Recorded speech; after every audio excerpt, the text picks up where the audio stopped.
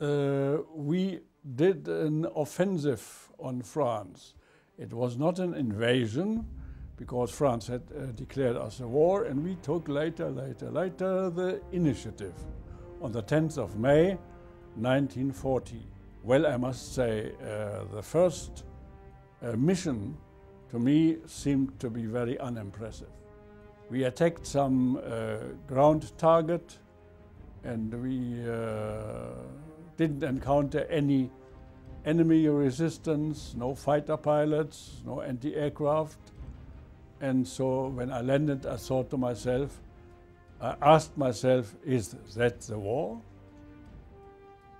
But on the second or third mission, south of Sedan,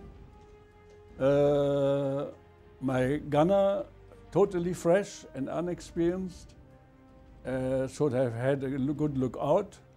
And I also was careless and was shot out of the squadron from below by a French fighter on an American fighter plane, Ford P-40.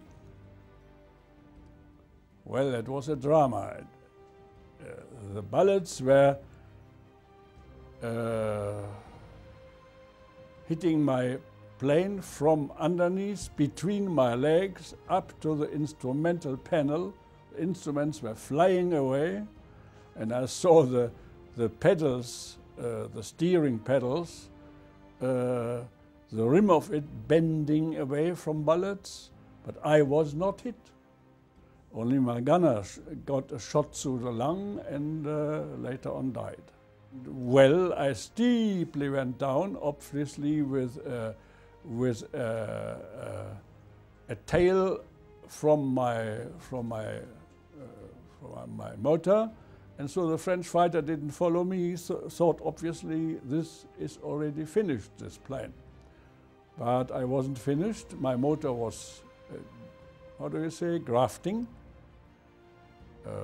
standing.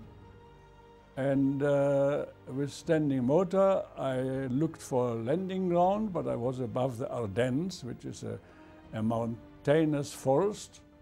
And there I squeezed myself into a steep, narrow valley. I don't know how I did it. It was a difficult landing, but I managed it very softly.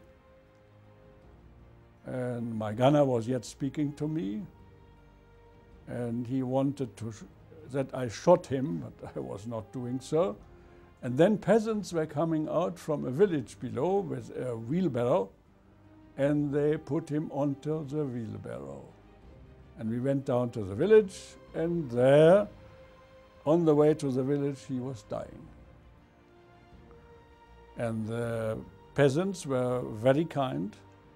I mean, they knew already that the German army was, within hours, was there, and so they behaved accordingly. And they dug a grave, on my advice, at a certain place in a fruit orchard, on a gable of two roads, and there was a solemn burial. And while he was laid down, a woman stepped forward, and she took the hand into the soil and threw the soil onto him and said in French, "My son is with the Belgian forces. May he live on." And then I got a soup by the peasants, and then I disappeared. And while I disappeared in eastern direction, up into a steep wooded forest, down on the road, a motorcycle with a side van came. And I couldn't see if it was enemy or own troops.